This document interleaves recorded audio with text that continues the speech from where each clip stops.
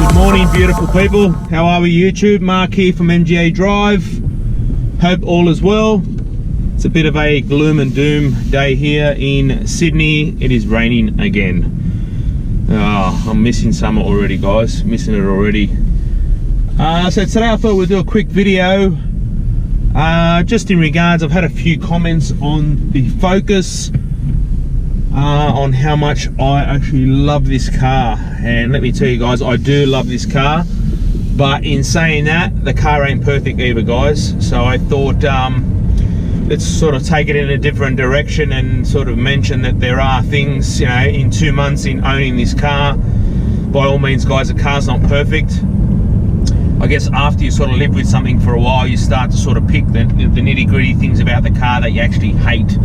And there is a few things that are starting to get on my nerves with this car, and it's an annoyance, but you know, it's with any car. There's no great, you know, perfect car out there, I guess. So I'll see if I can come up with 5 things. I know I've probably got at least 3 or 4 on me head that's annoying me.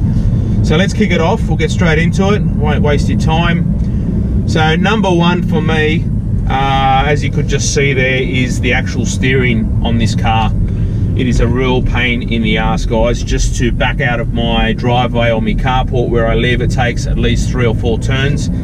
The turning circle on this car is pretty poor. It's doesn't give you much, even just to do a U-turn on a normal, you know, road.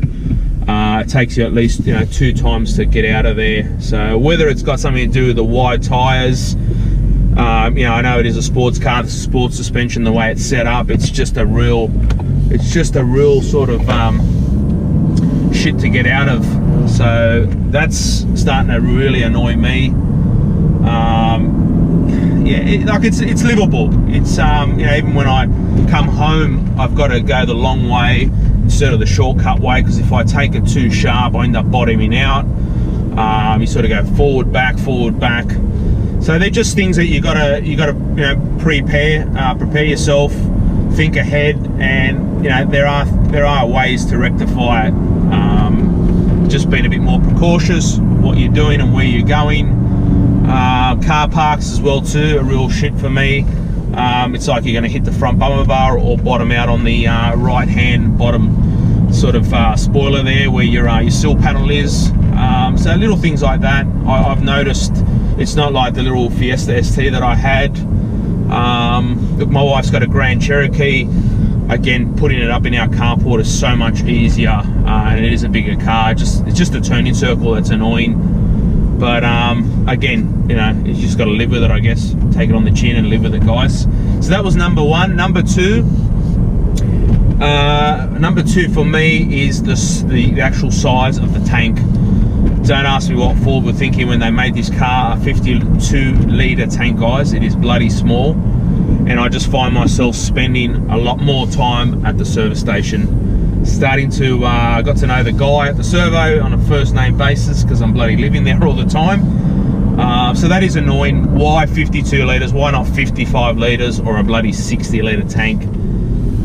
I know that the titanium model and the lower models, the poverty pack Focus, does come with a 60-litre tank. So whether Ford Performance are trying to save power to weight ratio, you know, like there's no spare tire, things like that, but still, you know, it is a decent sized car. You know, it's a 4-door car. If you want to go away on a trip with the kids or the family, that's righto, guys. So number 3, what's been annoying me with the car is the actual seats. So I love the Recaro seats, the overall look of the seats, how they look, how they feel. They're really nice and comfy, great job.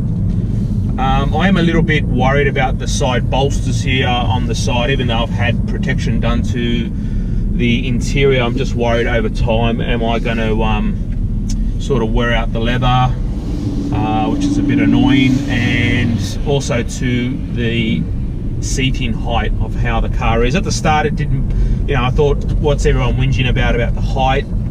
I guess in time you sort of start to realise, I wish it did have, you know, a height adjustment, or at least a lumbar support or something like that, where you can adjust how you want it. You know, you really want to be seated as low as possible. That's my thoughts on it. That's how I've always seated, where you sort of really sort of snug in there and you can really, you know, get into the corners. It just gives you a better drive, I reckon. It's a different, again, a real different feeling if the seating position was done better. Whether they're going to do something with the next model for next year with the Focus, hopefully they're taking this on board. Whether they're listening to everyone else sort of, you know, putting their feelings out there in regards to the seating.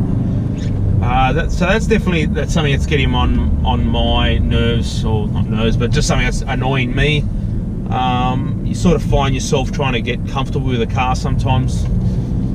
Yeah, it's just one of those things. It's, you know, it's livable. Maybe later, I know there are things that you can rectify. You can get brackets. I have seen other YouTubers get that sorted out and lower the seat. So that's something that I probably will have to look into in the near future, of getting some brackets and maybe lowering it. Let us know, guys. Comment down below if you know of anyone that does do them here in Sydney in Australia, or if it's, you know, something overseas I've got to outsource overseas in the UK or America. Much appreciated, guys, much appreciated. Rightio, so number 4, we'll get straight into number 4. Number 4 would have to be the front splitter, guys. The front bumper bar, the bonnet there where the grill is. It's got that wiry mesh. It looks bloody awesome. Looks like that real stealth look. I'm really happy with how it actually looks, but it's becoming a bit of a, looks like a bit of a lawnmower sort of catcher. Every day you sort of walk into your car, whether it's back from work or the shops or whatever, yeah, I end up bloody pulling out a handful of leaves. So it's either leaves or little branches that get stuck in the actual mesh, that wire mesh, and yeah, it is a pain in the ass. It's really annoying too, guys. It gives me the shits.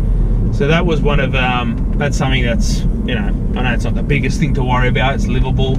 Probably saying, you know, what are you whinging about that for? It's just something that you know, that I've picked on with a car. And also too, where that intercooler is, has anyone noticed on the right side, if you're looking at the car, of where the intercooler is? Ford have put that, it's not actually metal. I don't know if they're metal in the UK or in America, but on my one, it's actually like a polypropylene. It's like a rubbery sort of material, and they've sort of blocked, not half of it, a section of it. I'll show you anyway. I'm thinking of taking it off. I don't know what the reason is behind it. Someone was saying the emissions overseas, why they've blocked it off for. You know, you'd want as much air into that intercooler as possible. I don't get it. So let us know. Again, comment down below if anyone has taken it off. Has it made a difference? I'll probably do a separate video on that. We will take it off and see if it helps with temps and just overall better, heaps better, like heaps more, you know, instant grunt. So yeah, that was number 4, guys. The front bumper bar is an annoyance with all the leaves. It's like a lawnmower catcher. Rightio, let's get into it. Number 5 for me, 5 things I had about the Focus, is actually the boot, guys. I did do a video last time where I, you know, sort of taking it out shopping and whatnot. It was all right, but I'm finding the height issue with those foam setups in the back. Yeah, you can put like little storage compartments. I've got my umbrella and tripod and bits and pieces in there, first aid kit. Like, it's good for that.